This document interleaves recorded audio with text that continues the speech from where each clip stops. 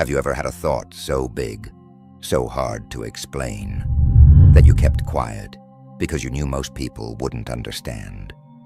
That the world tried to silence you for even thinking it? Giordano Bruno did.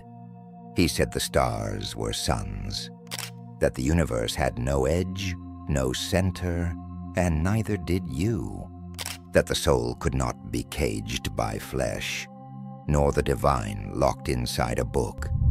He imagined other worlds, other lives, and a consciousness that stretched across all of it. For that, the church dragged him to the flames. But fire can't kill the truth. It only reveals who fears it. And now, 4 centuries later, quantum physics whispers what Bruno once dared to shout. The universe is infinite. The soul is non-local. The imagination is a portal. They killed his body, but his vision, that part is still alive, and it's calling you. In the late 1500s, Giordano Bruno walked the streets of Europe like a man out of time, a Dominican friar by training, a philosopher by fire, and a mystic by birth. He spoke of things no one was ready to hear. Not the people, not the church, not the world. He said the earth was not the center, that the stars above were not pinpricks in a celestial dome, but blazing suns, each orbited by unseen worlds, each one potentially holding life. This alone was blasphemy. But Bruno didn't stop there, because to him this wasn't just astronomy. It was theology. It was liberation. He believed the cosmos was alive, that the divine pulsed through every atom, every star, every soul, and that the soul itself was eternal, migrating from life to life, from form to form, part of a greater, unfolding intelligence. He saw imagination not as fantasy, but as a spiritual faculty, a doorway to gnosis, to knowing the divine directly, without mediation. And for that, they turned on him. Bruno was excommunicated from not one church, but 3. He was hunted, interrogated, and eventually imprisoned by the Inquisition. For 8 years he sat in a cell, refusing to recant, not because he was arrogant, but because he had seen too much to lie. He once wrote, "Truth does not change, because it is, or is not, believed by a majority." The church called his truths dangerous, but what they really meant was uncontrollable. Because Bruno's cosmos didn't need gatekeepers, didn't need fear, didn't need hierarchy. It needed only one thing, a mind brave enough to imagine it. On February 17th, 1600, they dragged him to Campo de Fiori in Rome. They gagged him so he couldn't speak his final thoughts aloud. They chained him to a stake, and they set him on fire. But what they couldn't burn was the idea. The idea that the universe is not a closed system, but an infinite symphony. That your soul is not bound to this body, this name, this moment, but is part of something endlessly unfolding. And today, that same vision, once punished with death, is echoing through the halls of modern science. Bruno wasn't just ahead of his time. He wasn't bound by time at all. They said Giordano Bruno was a heretic because he believed the stars were suns, because he imagined other planets, because he questioned Earth's place at the center of the cosmos. But that's not what truly terrified them. It wasn't astronomy that got him burned. It was divinity. Bruno didn't just see the universe as infinite space. He saw it as infinite spirit, a living intelligence not watching from above, but radiating from within. To him, God was not a distant king. God was the fire in the stars, the pulse behind creation, the breath behind your thoughts. He taught that the soul was eternal, not as dogma, but as direct experience, that we are not separate from the divine, but made of it. And most dangerously of all, he believed the imagination was the key to remembering this. Not fantasy, not delusion, but imagination as sacred vision, as the bridge between matter and meaning, as the hidden faculty through which the soul glimpses the infinite. Bruno believed that within every human being was the capacity to access truth without permission, without priests, without hierarchy, without fear, and that, more than anything else, was intolerable, because an infinite universe means infinite perspectives, infinite voices, infinite authority from within. To the church, that wasn't divine. It was chaos. So they buried the vision. They erased his name from doctrine. They reduced him to a cautionary tale. Speak too freely, and you'll meet the flame. But flames don't end stories. They ignite them. And while Bruno's body turned to ash, his vision scattered like seeds, waiting for a time when the world might finally be ready to hear what he truly meant. Because he wasn't just mapping the stars, he was mapping you, your soul, your origin, your hidden power. He saw what many still refuse to see, that awakening is not a doctrine, it's not obedience, it's not a reward for the righteous. It's a remembering, a return to the knowing that you are not small, not broken, not alone. You are part of the cosmos that birthed you, and through your imagination, you carry its spark. They burned him for that, but now his flame is yours to carry. Centuries ago, Bruno was silenced for saying the universe was infinite.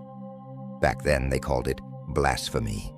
Today, we call it theoretical physics, because now in the sterile halls of science, whispers are rising again, and they sound strangely familiar. Quantum mechanics shattered the old idea of a clockwork universe. It revealed something wild, unpredictable, almost alive. Particles don't behave until observed. Reality flickers in and out of possibility, and consciousness, the observer, isn't just witnessing the universe, it's entangled with it. Bruno said everything was connected through divine mind. Now we call it non-locality. He said the soul could move beyond the body. Now we explore panpsychism, the idea that consciousness is not produced by the brain, but permeates matter itself. He spoke of infinite worlds, each with their own suns and systems. Now we theorize the multiverse, countless realities branching in every direction, each one just as real as this one, each possibility unfolding somewhere. Bruno imagined it. Modern physics models it. Even the mathematics of string theory. Complex, multidimensional, and unsettling, suggests we are but one thread in a vast tapestry of realities. Most minds are not yet ready to comprehend. So maybe he wasn't mad. Maybe he wasn't dangerous. Maybe he was just early. Because what Bruno intuited through vision and contemplation, science is now beginning to verify through data. And isn't it strange that what was once punished as heresy is now published in academic journals? But here's the deeper truth. This convergence isn't about proving Bruno right. It's about recognizing what we've always known. Beneath the theories, beneath the theology, beneath the fear, that reality is not fixed, that consciousness is more than brain activity, that imagination is not escape, but access. Because if modern science is now whispering what Bruno screamed through the flames, then maybe your doubt was never about logic. Maybe it was about permission. And now that permission has arrived, not from priests, not from physicists, but from the ancient silence between them. The one Bruno walked alone. The soul moves, the mind creates, the universe listens, and you, like Bruno, are far more infinite than you've been told. Bruno did not die for a theory. He died for a vision, one that threatened the world not with violence, but with freedom. Because if the soul is infinite, if the universe is alive, if imagination is a sacred bridge, then no gatekeeper holds the keys to your awakening. Not church, not state, not science, only you. And this is where it becomes personal. Because his vision didn't end in 1600. It's still moving, not through books, but through minds brave enough to dream. You are the inheritor of his fire, of his wonder, of his unshakable belief that the divine lives through you, not above you. But here's the cost. To carry that flame, you must let something die. The idea that truth comes from outside. The fear that your thoughts are too strange, too big, too much. The belief that imagination is childish, when in truth, it is the language of the soul. You must reclaim what the world told you to silence. Because Bruno didn't just challenge the church. He challenged inertia, mediocrity, the quiet, polite death of inner knowing. And that's still the real heresy. To live awake in a world that profits from your sleep. You are not here to conform. You are here to remember that you are a fragment of divine mind, with the capacity to imagine not just other lives, but new realities. To remember that your soul has known other forms, other times, other stars. To remember that you are not a passive observer in someone else's system. You are a co-creator in an unfolding universe, and imagination is your instrument. Not to escape life, but to shape it, to vision it forward, to tune yourself to what lies just beyond the veil. Of everything you've been taught is real. This is the gnosis Bruno spoke of, not belief handed down, but truth remembered inward. And once you remember, you can't unsee it. You'll hear it in music, see it in symbols, feel it in dreams that don't behave like fiction. You'll sense it in the stillness, that you are more than one life, more than one body, more than one story. You are not here to bow. You are here to burn. And like Bruno, you may be misunderstood. You may be mocked. But if your vision is real, you will not need their approval, only your own courage. Bruno's ideas challenged the foundations of religion, of power, of certainty. He didn't just suggest a bigger universe. He insisted that human consciousness was part of it, and for that, he was silenced. But the thought didn't die with him. It survived, through philosophers who kept his memory alive, through scientists who rediscovered what he saw. And now, it lives in you, if you choose to hold it. Because the truth is this: you live in a time where no one will burn you at the stake for asking hard questions.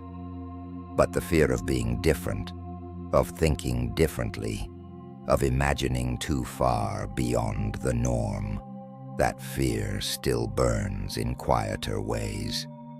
You're told to be rational, to stay grounded, to stop thinking so much, to stop dreaming so big, but you wouldn't be here if some part of you didn't already sense that there's more than what you've been taught, more than what you see. Bruno's story is a reminder that your questions are valid, that your imagination is not a weakness, it's a gift, that the universe might be far more expansive, intelligent, and interconnected than anyone dares to say out loud, and that the soul, your soul, isn't a byproduct of biology. It's a force, a traveler, a witness to something larger than this single moment in time. The systems around you won't always support that idea, but that doesn't mean it isn't true. So what now? Now you decide what you do with that awareness. You can close this video and return to the noise, pretending you never felt that spark. Or you can start to follow it, not blindly, but with curiosity, with discipline, with openness. Because awakening doesn't mean rejecting science or faith. It means expanding both. To make room for your own experience, Giordano Bruno saw a future where people could think freely, imagine fully, know truth from within. We are closer to that world now than ever before, but it still takes courage to live in it. As Bruno once said, "I fought, and therefore believed in my victory." There is more to the fact that I didn't fear death and preferred a brave death instead of a life of an idiot. He chose fire. You only need to choose truth.